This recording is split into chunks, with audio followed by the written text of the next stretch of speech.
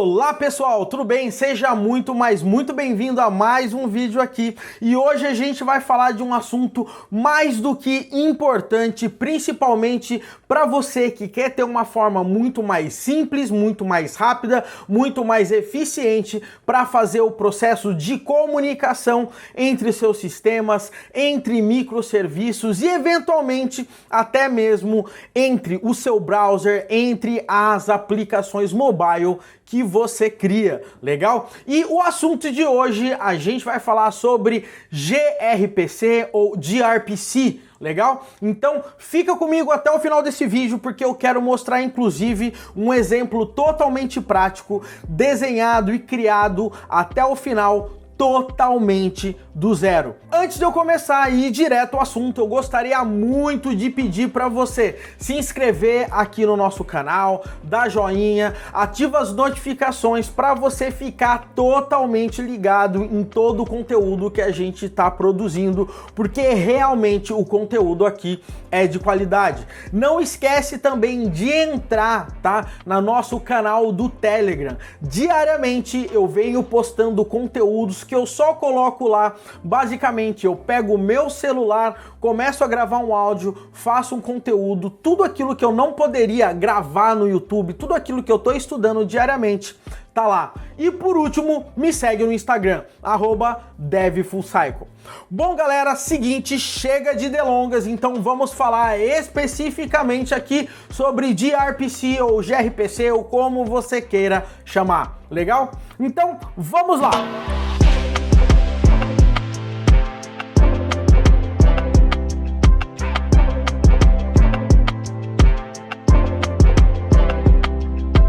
O que é o famoso gRPC? Legal?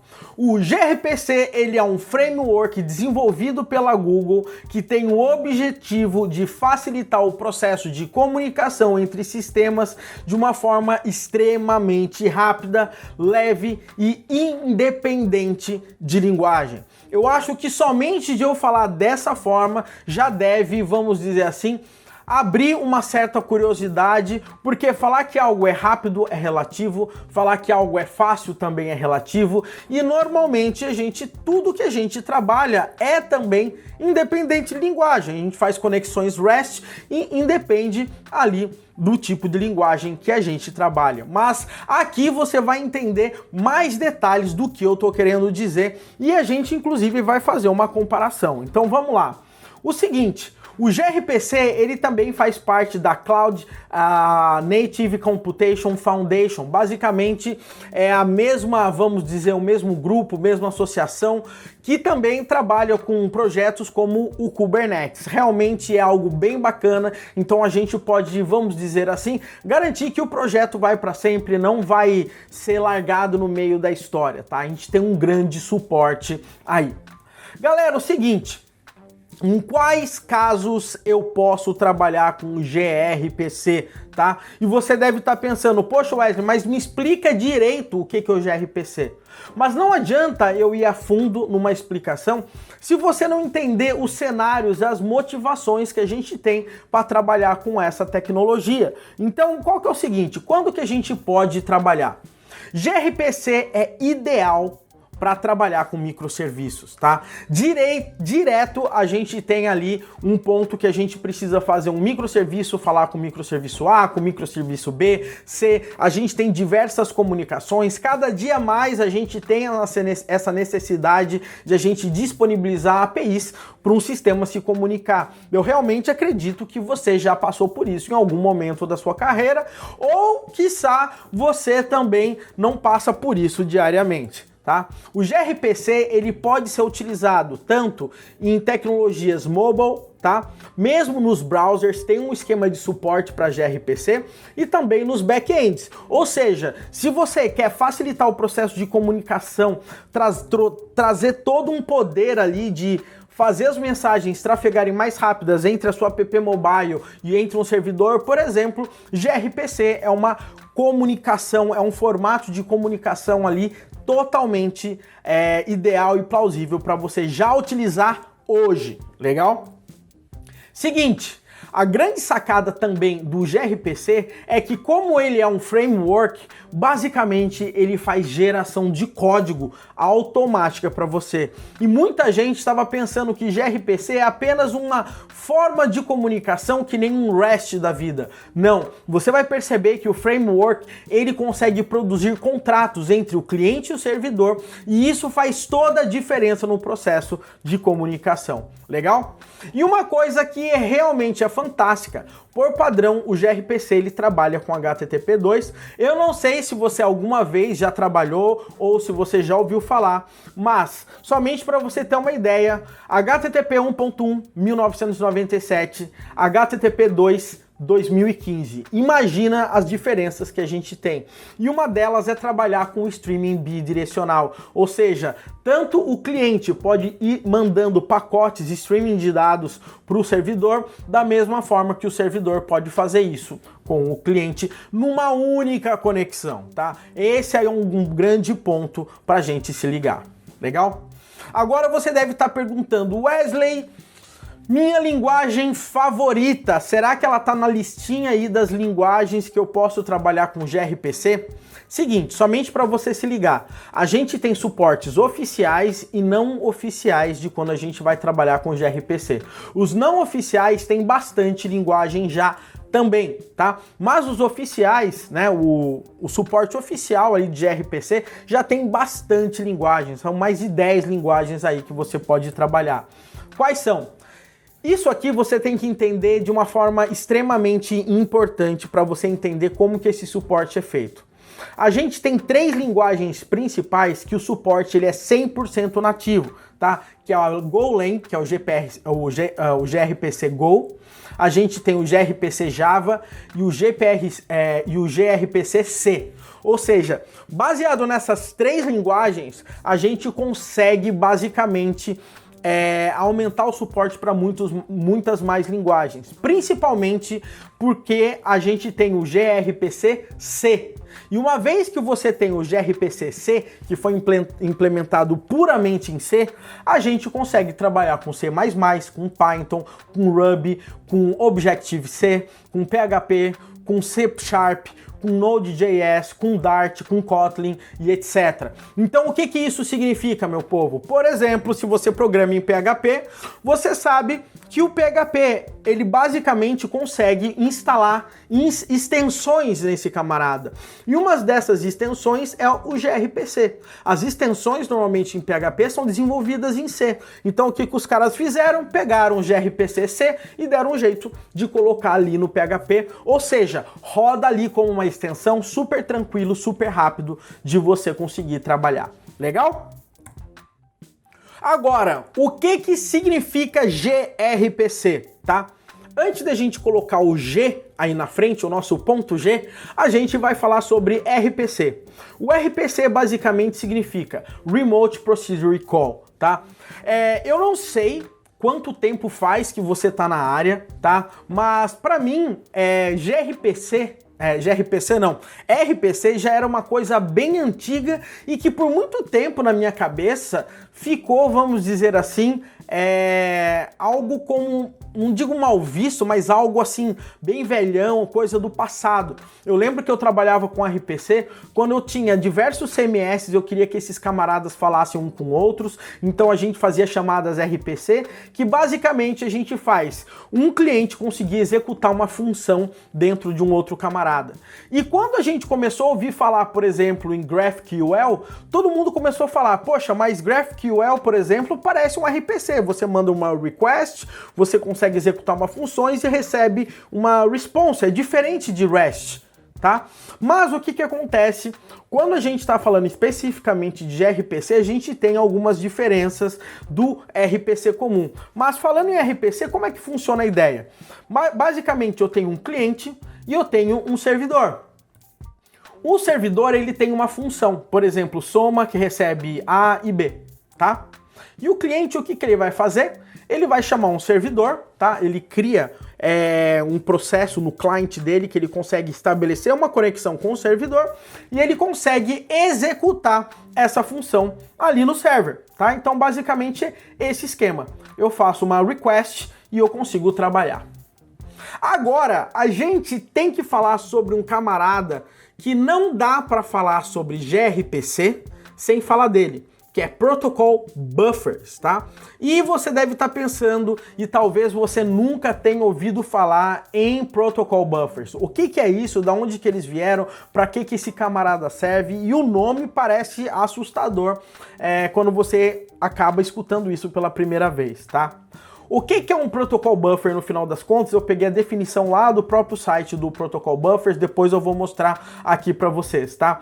Mas basicamente o Protocol Buffer é uma linguagem neutra que o Google criou, ela é plataforma neutra também e ela tem processos de extensão, você consegue estender essa linguagem para você conseguir serializar e deserializar dados, tá? Ou seja, basicamente você, independente de plataforma, você consegue jogar dados serializados de um lado para o outro e você consegue deserializar, ou seja, você consegue trabalhar com processos de envio e recebimento de mensagens, tá? A grande sacada é que quando a gente está trabalhando com Protocol Buffers, a gente está falando de arquivos que vão trafegar de forma binária, logo, esse processo é extremamente rápido e extremamente simples, tá? Bem diferente do que a gente está acostumado com HTTP 1.1 quando a gente está trabalhando com REST, por exemplo. Legal?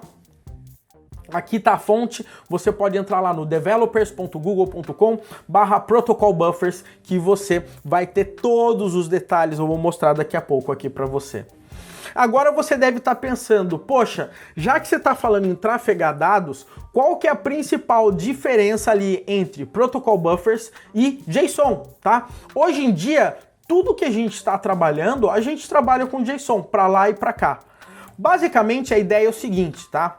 Quando a gente está trabalhando com Protocol Buffers, a gente está trabalhando com arquivo binário, tá? E os arquivos binários são menores do que os JSONs, tá? JSON é plain text, a gente tem um monte de texto puro ali.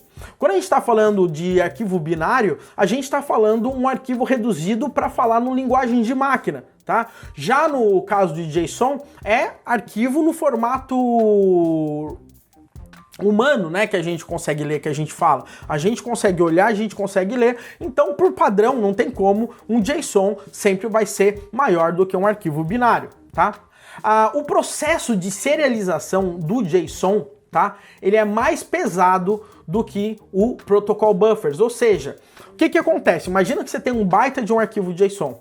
Você envia esse arquivo pela rede, esse processo aí já vai, na realidade, ser custoso porque o arquivo JSON é grande. Quando você receber, você vai ter que pegar esse JSON e serializar esses dados ou deserializar para colocar esses camaradas nos seus objetos, transformar em array, colocar todo no formato que você quiser.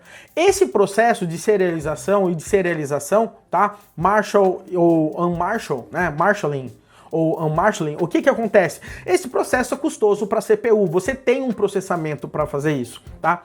E quando você está trabalhando com Protocol Buffers, esse processo é muito mais rápido também para você fazer o processo de serialização, legal? Outra coisa que é interessante é que, por padrão, você gasta menos recurso de rede.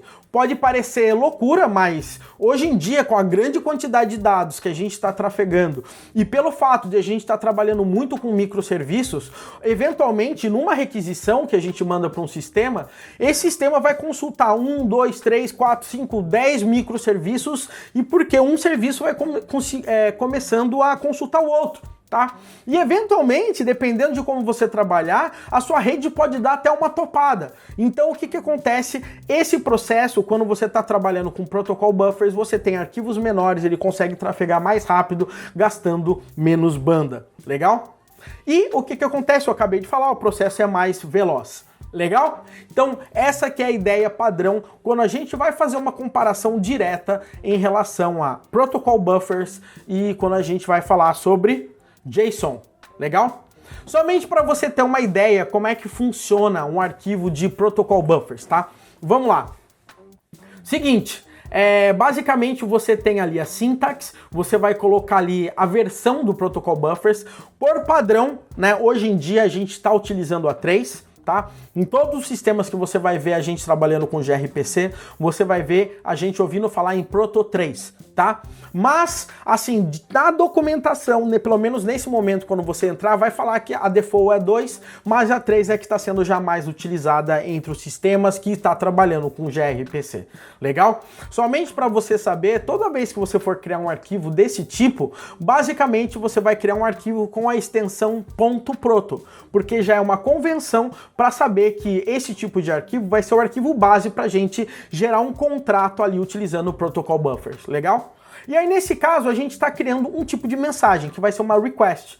Então, nesse caso, a gente fala aqui, ó, message, search request, e a gente fala assim, olha, a gente tem 3 parâmetros aí, uma query, uma page number e uma result per page, e a gente tem os tipos aí, string, int, int32 e int32. E você deve estar pensando, o que é esse número 1, 2 e 3? Esse número 1, 2 e 3 basicamente a gente chama de tags, tá? Basicamente vai ser a ordem com que esses parâmetros vão ser chamados, tá? E somente para você saber, esses números vão de 1 a 15, utilizando um byte, e de 16 até um número grandão, depois eu passo para você conseguir trabalhar com mais, depois a partir de um número ele utiliza para o processamento próprio, tá? Mas normalmente você vai ser recomendado para trabalhar sempre de 1 a 15. Legal? Seguinte, HTTP2, tá? Perceba, galera, só para eu te explicar, eu tô fazendo uma volta nos conceitos, então a gente falou um pouquinho sobre gRPC, a gente entendeu um pouco sobre protocol buffers, a gente vai falar sobre HTTP2 agora, e você vai perceber, confia em mim, que a gente vai juntar tudo isso, legal? Então, HTTP2, tá? Basicamente, o nome original do HTTP2 era SPDI ou Speed, né? Basicamente.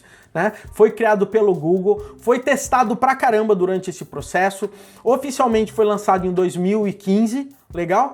E o grande ponto ali, por padrão, é que os dados que trafegam utilizando o HTTP2 são binários, diferente de texto como acontece no HTTP 1.1.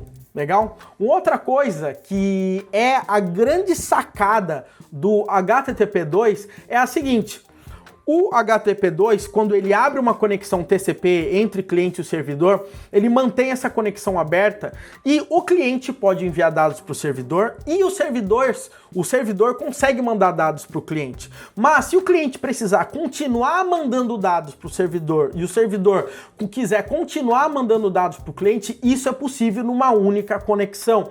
Então aquela história de request response, você não precisa mais fazer necessariamente dessa forma com HTTP2. Vamos imaginar, eu vou carregar um site. Para cada imagem que você vai baixar no site, para cada JavaScript, para cada CSS, ele vai abrir uma conexão, tá? E daí, ele aberta essa conexão, ele vai mandar todos esses assets de uma vez para você, e daí você fecha. Ao invés de você trabalhar como se fosse no HTTP 1.1, que você abre uma conexão, manda uma imagem, fecha a conexão, abre uma conexão, fecha, abre uma conexão e fecha. Não, você abre uma, manda as informações e depois fecha essa conexão. A gente chama isso de multiplexing, tá? Você consegue mandar esses dados.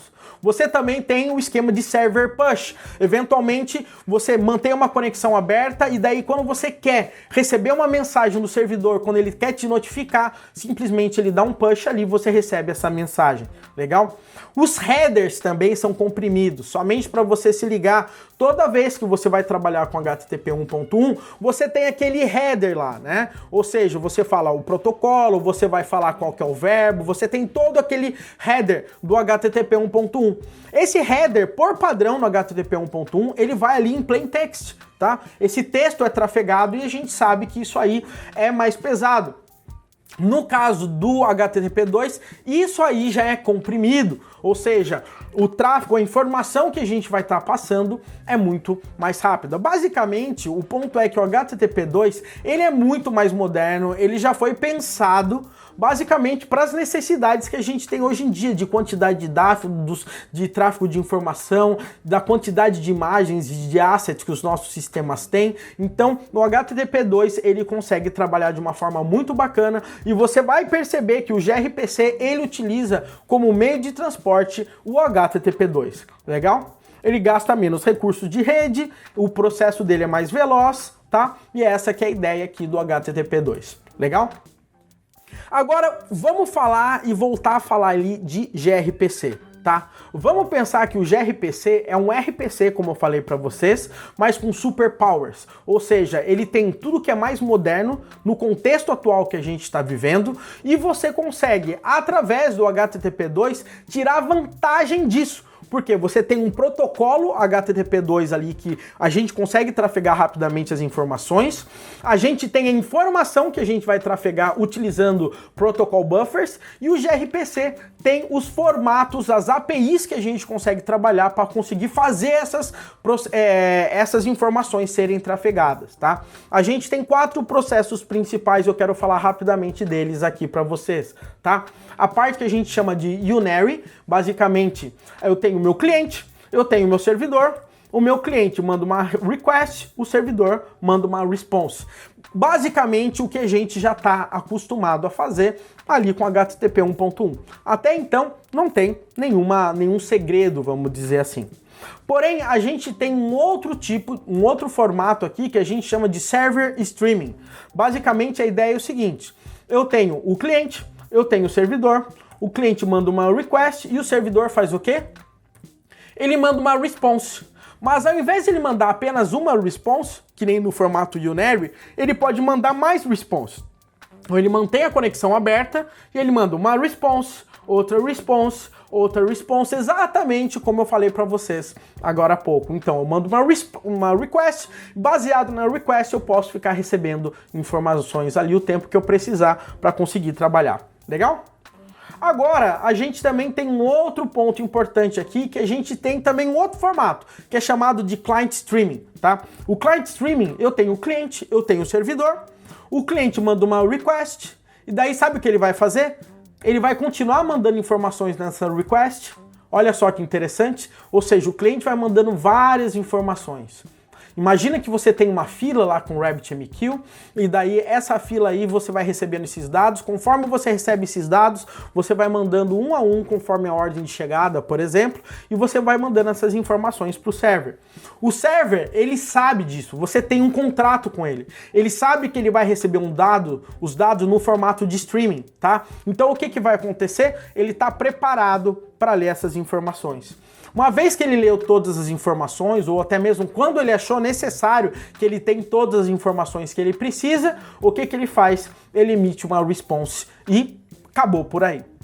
E a gente tem um outro formato que é o Bidirectional Streaming. Basicamente é a junção das duas coisas. Então eu tenho um cliente que ele manda uma request, ele continua mandando uma request, e eu tenho o servidor que ele manda uma response, continua mandando uma response. E somente para falar que esse processo ele pode ser totalmente assíncrono. Então pode ser que ele mande uma request, o servidor já retorne uma response, daí o servidor retorne mais uma response, aí o cliente manda mais uma request, ou seja, esses processos não precisa ser assim, ó, o cliente mandou um monte de request e depois o servidor manda uma response. Não, enquanto o servidor está mandando um request, o server já está mandando um response ali ao mesmo tempo. Então a gente tem um canal bidirecional de comunicação aí pra gente. Legal?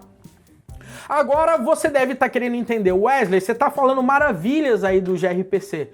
Qual que é a diferença entre eu trabalhar com gRPC e eu trabalhar como REST? Então, para isso, eu resolvi fazer uma listinha, tá? Existem várias listas na internet de algumas diferenças. Eu consegui fazer uma curadoria, vamos dizer assim, e gerar aqui uma listinha pra gente entender a ideia. E daí você pensa se você vai começar a usar REST ou gRPC daqui para frente. Primeira coisa, REST. Basicamente, a gente está falando em texto/JSON, ou seja, texto puro. A gente está falando de uma comunicação unidirecional, ou seja, manda uma request, recebe uma response. A gente tem alta latência, por quê? Porque todas as vezes a gente tem que trafegar a mesma informação, essa informação é maior, ela normalmente por padrão está utilizando muito o HTTP 1.1, legal?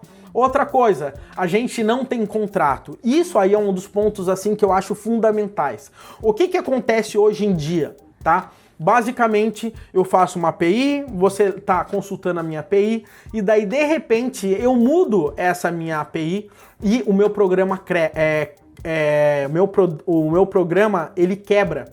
Por quê? Porque eu mudei o contrato. Esse contrato aqui é solto. Eu não tenho contrato entre duas partes, tá? Eu tenho esse camarada aqui e esse cara tá totalmente solto. Ele vai consultando. Se uma hora esse cara mudar, esse cara aqui não sabe que esse cara mudou, tá? Ou seja, não existe um contrato bem organizado onde eu falo quais são os dados, onde eu consigo criar uma especificação de trabalho. Legal?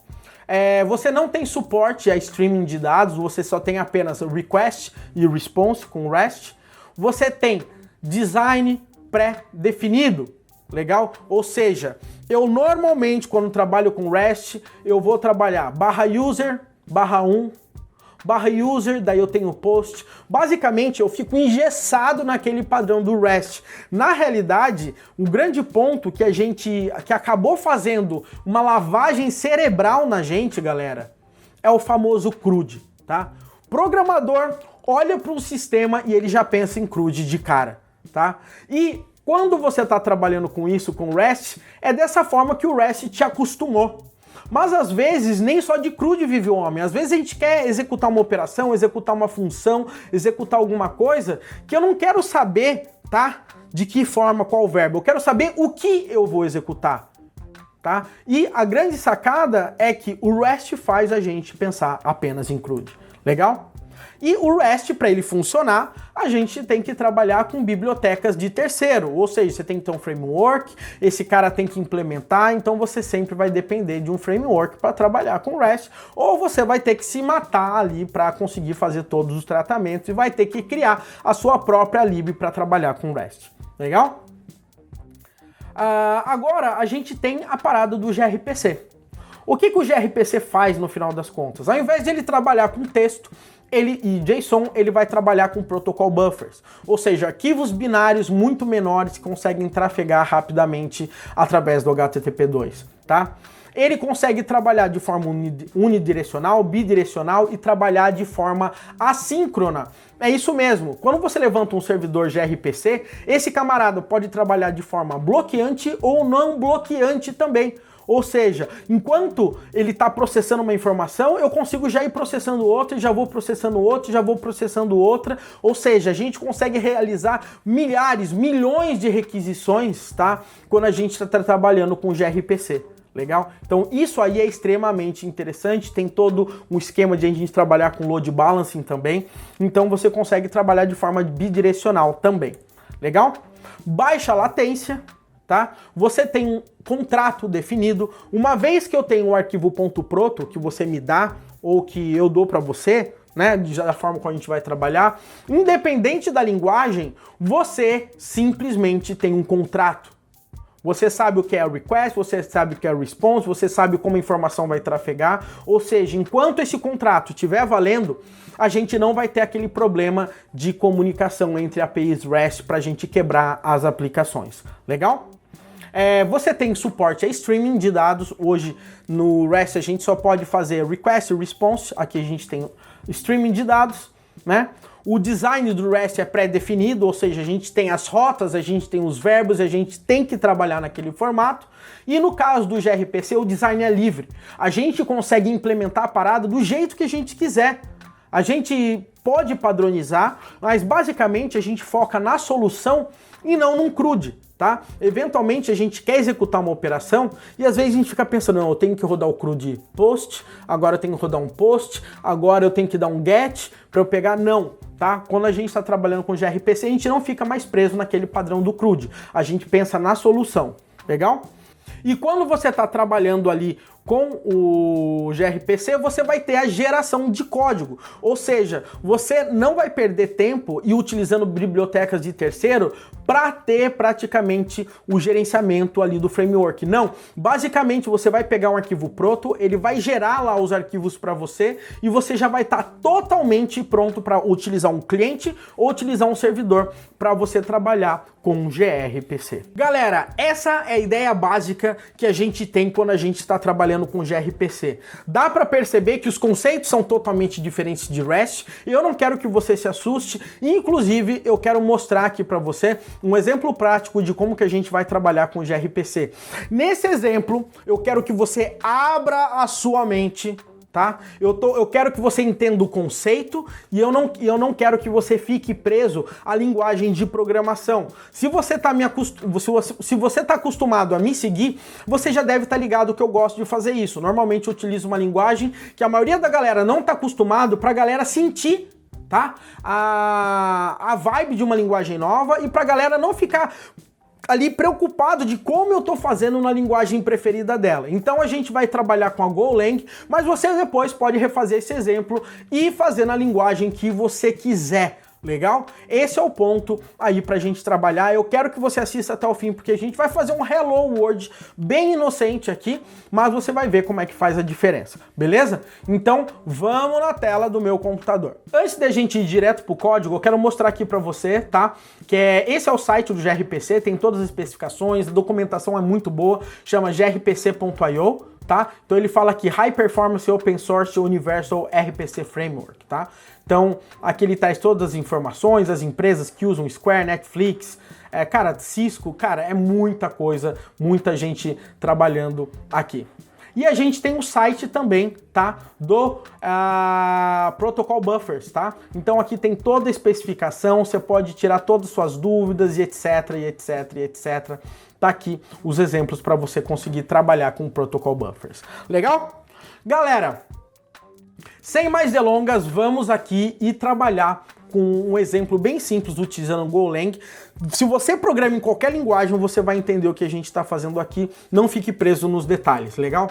Primeira coisa que eu quero fazer aqui é estabelecer um contrato. Então eu vou criar aqui uma pastinha chamada Proto, tá? Que é do Protocol Buffers, onde eu vou guardar todos os meus arquivos .proto. E eu vou criar um arquivo aqui chamado de hello message.proto. Legal? Nesse arquivo aqui, hello message, o que eu vou fazer com esse camarada, simplesmente? Eu vou fazer o seguinte, eu vou colocar aqui uma sintaxe é igual a proto3, aqui para mim. E agora, o que eu vou fazer? Eu vou falar o seguinte, eu vou criar aqui um tipo de mensagem que vai ser enviada, que eu vou chamar de hello request, legal? E eu vou criar um outro tipo de mensagem aqui que eu vou chamar de hello response, legal? Na minha hello request, eu vou criar aqui um dado do tipo string chamado name. Eu vou falar que ele é igual a 1, ou seja, uma tag para falar a ordem que esse cara vai entrar. E aqui ele vai colocar como MSG, que eu vou colocar, que é a minha resposta. Ou seja, eu mando um nome e recebo uma mensagem. Legal? E agora, finalmente, o que eu vou falar, eu vou definir os serviços que eu vou trabalhar. Então eu vou colocar aqui service, legal? E nesse meu service eu vou chamar esse cara aqui de hello service. Legal? E nesse meu hello service, o que vai acontecer? Eu vou colocar assim, ó. Eu vou definir os meus serviços RPC. Então eu vou colocar, o meu serviço vai chamar hello e ele vai receber aqui uma hello request e ele vai retornar uma hello response aqui para mim. Simples assim, galera. Beleza? Então eu coloco aqui, ó, um hello request e um hello response. O hello request é esse cara aqui e o hello response é esse cara aqui. Galera, simples assim. Agora você deve estar pensando, Wesley, mas e a parte da geração de código, tá? Eu tenho uma ferramenta que você tem que instalar no seu computador, que chama ProtoC, tá? Se você está usando o Mac, você dá um brew install, você está usando o Linux, você dá um apt-get install protoc, provavelmente você está instalando o Windows, você entra e baixa o arquivo de instalação, legal? Uma coisa que eu vou fazer aqui, tá? Você pode fazer para a linguagem que você quiser, eu vou colocar uma opção aqui chamada Option, vou chamar de Go Package, tá? Somente para eu escolher o nome do package que eu vou utilizar, tá? No Go. Quando ele for gerar o código para mim, ele vai gerar utilizando esse package. Eu chamei ele de PB, que é Protocol Buffer. Legal? Então, o que acontece? Baseado nisso, e eu tendo um camarada chamado ProtoC, que é o compilador, vamos dizer assim, do Protocol Buffer, eu vou executar um comando aqui no meu terminal, tá? Esse comando vai ser o seguinte, só para você ver, eu tenho ele pronto. Feito isso, o que eu vou fazer? Eu vou chegar aqui, eu vou criar uma pastinha aqui chamada de pb, tá? Nessa pastinha pb eu vou dar enter, e ele pronto, vai gerar o arquivo aqui para mim. E olha só que maneiro, galera. Olha só que top, essa é a melhor parte. Ele vai gerar isso independente da linguagem que você está usando. Então aqui, ó, ele gerou tudo que eu preciso para eu conseguir trabalhar com o Protocol Buffers, para eu trabalhar com o gRPC. Ele implementou tudo isso para mim. Tá? Basicamente, eu tenho um server aqui pronto para eu conseguir trabalhar e eu tenho todo o contrato do meu cliente que eu vou utilizar. Legal? Então isso aí são os pontos assim mais importantes que você tem que se ligar.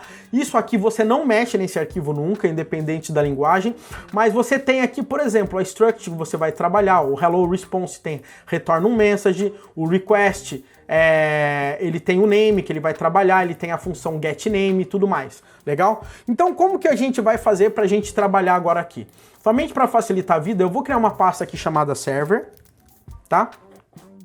Nesse server aqui eu vou criar um arquivo chamado main.go. E agora você vai ver como que a gente consegue criar um server utilizando o gRPC. Basicamente a gente vai estar criando um servidor, tipo como se você estivesse trabalhando com o Express, para trabalhar com Node.js. Legal? Então o que eu vou fazer é o seguinte, eu vou criar um tipo aqui, chamado server, tá? Na minha struct. E esse server aqui, basicamente, eu vou deixar ele em branco. Mas você deve estar pensando, por que você vai deixar em branco? Eu já te explico certinho. Vou criar minha função main. Se você não trabalha com Go, você vai entender que a função main aqui é a função que é executada por primeiro. O tipo aqui, struct, é como se fosse uma classe chamada server, tá, galera? É basicamente essa a ideia. E aqui, olha só o que eu vou fazer. Eu vou criar um listener, tá? E aqui uma variável de erro, caso a gente tenha erro. E eu vou falar o seguinte, ó. net.listen. E eu vou falar, ó. A conexão é via TCP e eu vou fazer a conexão aqui no meu localhost, a porta 50051, que é uma porta bem padrão que a galera que trabalha com gRPC utiliza. E aqui eu vou fazer o seguinte, eu vou fazer if error, diferente de new, legal? Eu vou falar o seguinte, eu vou colocar um log.fatalf e vou falar aqui, failed to listen, e aqui eu vou colocar o valor e depois eu vou colocar o error aqui para mim, beleza? Ou seja, se ele não conseguir estabelecer uma conexão TCP com essa porta, a gente vai ter um erro aqui pra gente. Agora que eu já verifiquei e tentei estabelecer a conexão, o que eu vou fazer aqui simplesmente para mim? Eu vou criar aqui uma variável de gRPC server, tá? Então eu vou colocar assim, ó, gRPC server, tá? E eu vou colocar que isso aqui é um gRPC. E você vai ver que eu não tenho aqui o pacote que eu vou trabalhar, tá? Então como que a gente vai fazer aqui nesse caso, galera? Eu vou pegar o pacote oficial do Google, que é o gRPC, tá? Aqui no caso do Go, eu vou dar um go mod init github.com/Wesley Williams /grpc hello world hello go, tá? Isso aqui é somente para eu criar um módulo aqui também para ele baixar as extensões automaticamente aqui para mim, tá? Eu vou dar um enable integration e agora quando eu colocar aqui, ó, ele vai baixar automaticamente o pacote que eu tiver precisando utilizar, tá? Então daqui a pouco você vai ver agora aqui que eu tenho gRPC, tá? Pronto para eu conseguir utilizar. Como é que vai ser? Eu vou colocar gRPC ponto new server e agora aqui simplesmente tá certinho, ó. Meu servidor aqui tá criado. E agora, galera, olha só que maneiro. É isso que eu quero que você fique ligado. Eu vou colocar assim, ó, pb.register hello service server. Tá vendo isso aqui, ó? Isso aqui é o que foi gerado automaticamente aqui da minha mensagem. Tá vendo? Eu tenho esse arquivo aqui de register, tá? Então o que acontece? Eu coloco register server e eu vou colocar assim, ó, gRPC server. E aqui eu vou colocar aquela minha struct que eu recebi aqui, ó, que é esse meu método aqui, tá? Essa minha classe aqui, né? Essa struct que eu tenho aqui, legal? E agora eu simplesmente vou fazer o seguinte, ó, if error, tá?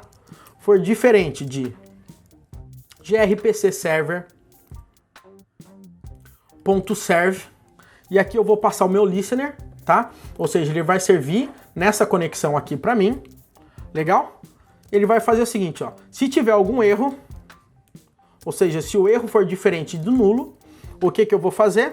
Eu vou dar um erro fatal aqui para mim, fatal F, e vou falar failed to serve, e vou colocar aqui o resultado para o erro aparecer aqui pra gente.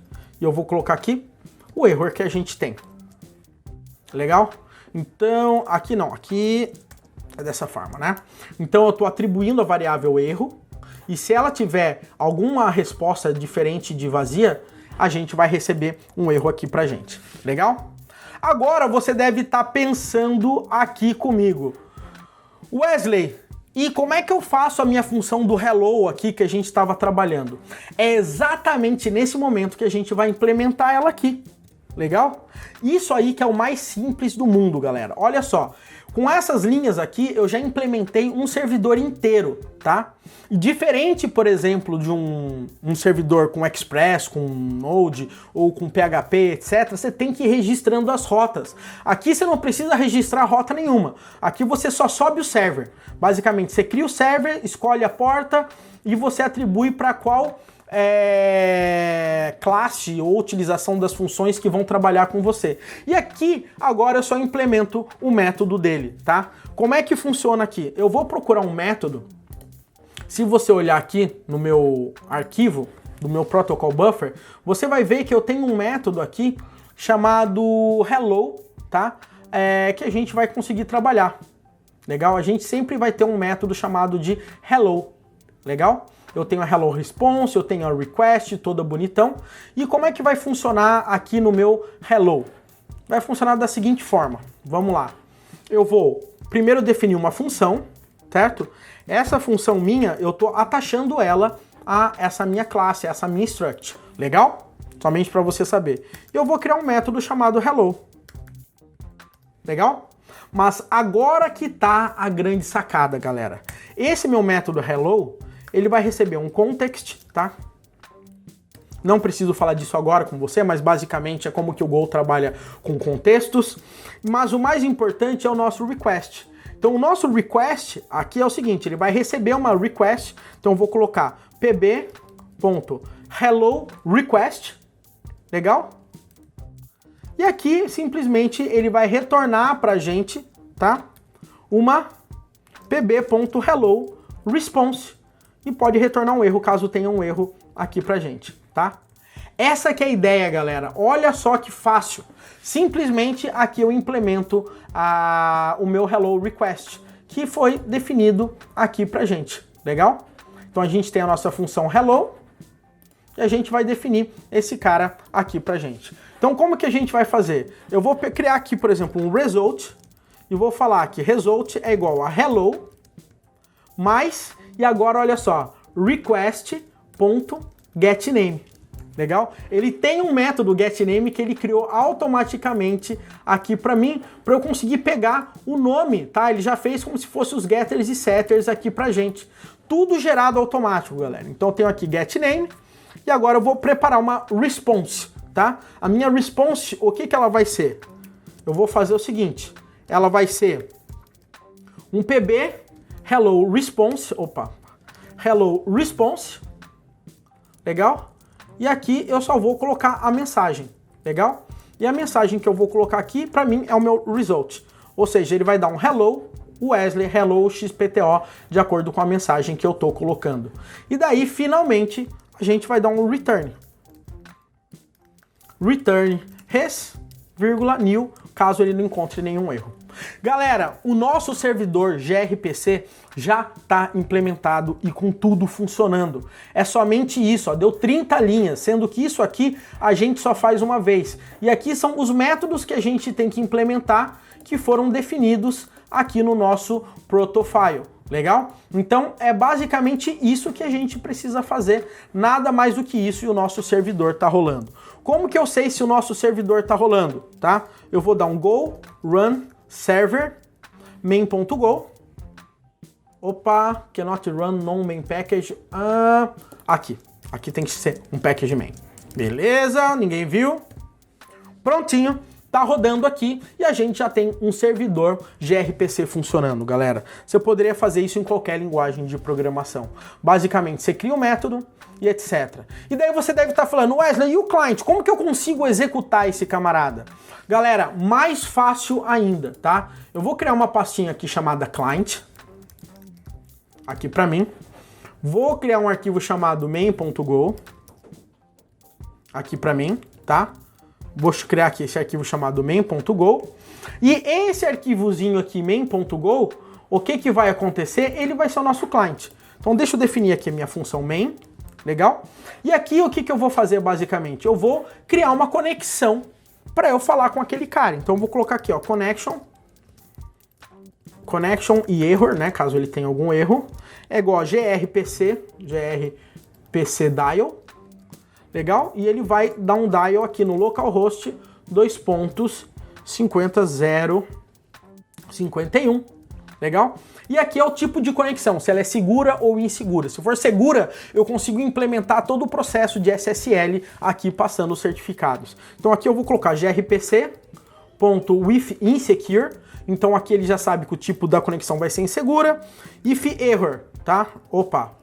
If error, diferente de new, o que vai acontecer? Eu vou dar um log.fatalf e vou falar aqui could not connect. E aqui eu vou colocar o error aqui pra gente. Legal? Então com isso eu já estabeleci a conexão.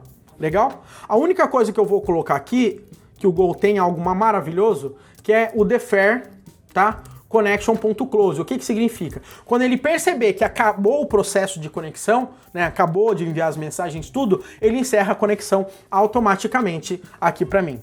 E agora, galera, o que eu vou fazer aqui pra gente, tá? A gente vai fazer o seguinte. Eu vou criar aqui para mim uma funçãozinha chamada func... Não vou nem criar função por enquanto. Eu vou criar tudo aqui na minha main. Depois fica mais fácil pra gente extrair. Eu vou criar agora aqui o client. Tá? Então eu vou falar que o meu client é igual a pb. Tá? New Hello Service Client. Galera, olha só, de novo ele pegou lá daqueles arquivos gerados esse meu método. Legal? E aqui eu vou passar a minha conexão. Legal? Ou seja, eu pego a minha conexão e coloco ela no meu client, no meu servidor. E agora, simplesmente, eu vou formatar o request, ou seja, o dado que eu vou enviar. Então, olha só, request, igual, tá? E eu vou colocar assim, pb, tá? Hello request. E no meu hello request, eu vou colocar a informação que eu quiser. Eu vou colocar aqui Wesley, legal? O meu name é Wesley, aqui nesse meu caso. Legal? E agora, simplesmente, o que eu vou fazer? Eu vou fazer o meu processo de enviar os dados. Então, eu vou colocar resposta igual a client.hello, legal? Lembra porque o meu cara aqui é o client? Então, aqui, ó, client.hello, basicamente, eu tô conseguindo, tá? Fazer o meu camarada, legal? Então, ó, é server client, né? Ou seja, esse hello é essa função aqui que ele vai estar especificando nesse momento. Então eu vou colocar client.hello, aqui eu passo só o contexto context.background e aqui eu passo o meu request. Legal? Então com isso, é essa função que vai executar aquele método meu remoto. E agora eu vou dar if error, legal? Diferente de new, que a gente já está acostumado a fazer, log.fatalf, e eu vou colocar error during the execution. E aqui eu vou colocar meu erro. Legal? E agora eu simplesmente vou dar um log.println e a minha resposta, que é o meu MSG. Legal? Ou seja, esse MSG, galera, também foi gerado automaticamente por essa especificação. Perceba, galera, eu tenho tudo gerado pronto, tá? Essa conexão eu poderia trabalhar e aqui é somente a forma como eu vou executar, legal? Então essa que é a ideia. Por exemplo, eu posso chegar aqui, eu vou dar aqui refactor extract method, eu vou chamar esse método de hello e prontinho. Olha só, galera, é esse método aqui que está fazendo eu executar uma função remota no servidor, tá? E isso aqui é a minha conexão, basicamente é isso, tá? Então, a quantidade de linha de código para a gente fazer tudo isso é mínima, tá? Parece que eu estou digitando bastante, mas basicamente o que eu estou fazendo aqui é abrindo uma conexão só. E aqui eu só estou dando só estou escrevendo um objeto. E aqui, basicamente, meu povo, é como se eu fosse fazer uma requisição REST, como se eu fosse trabalhar com Go. Você pode fazer com a linguagem preferida que você quiser, legal? E agora, para a gente conseguir trabalhar, eu vou fazer o seguinte. Eu vou rodar o meu server aqui, tá? Meu server está rodando. E aqui eu vou dar um project gRPC ok, tá? Deixa eu limpar aqui para ficar melhor. Go run server main.go. E aqui eu vou dar um go run client main.go e o client meu aqui tem que estar no pacote main, tá certo? Vamos executar. Hello Wesley, ele trouxe para mim, ou seja, ele estabeleceu a conexão com o meu server e retornou aqui o meu resultado. Galera, eu sei que foi bastante coisa escrita para um exemplo de Hello World, mas você tem que levar em consideração o quê? A gente escreveu o server, a gente escreveu o client, a gente estabeleceu conexão e preparou tudo. Mas, se você perceber, se eu quisesse sair criando mais funções, criando mais métodos, basicamente eu só ia ter que adicionar essas funções que eu queria executar. Nada a mais que isso, tá? Então, assim, é muito pouco linha de código para você fazer um servidor e depois para você executar uma função num cliente, tá? Basicamente 5 linhas aqui que você faz isso. Essa era a ideia que eu queria mostrar aqui para vocês de como que a gente pode trabalhar com gRPC. Eu realmente espero que você esteja empolgado para testar e levar isso a sério, tá? Não subestime o poder do gRPC. Não fique para trás. Saiba que tem muita coisa e muita gente utilizando isso. Daqui a pouco o REST vai começar a perder a quantidade de utilização, principalmente quando você for trabalhar com microserviços. Então, fique ligado, faça uma brincadeira com o gRPC, você vai ver que é extremamente simples você conseguir trabalhar com isso. Beleza? Um grande abraço para você e te vejo no nosso próximo vídeo aqui no canal. Não esquece de me seguir no Instagram, é @devfullcycle, e também entra no meu canal do Telegram, t.me/devfullcycle. A gente se fala.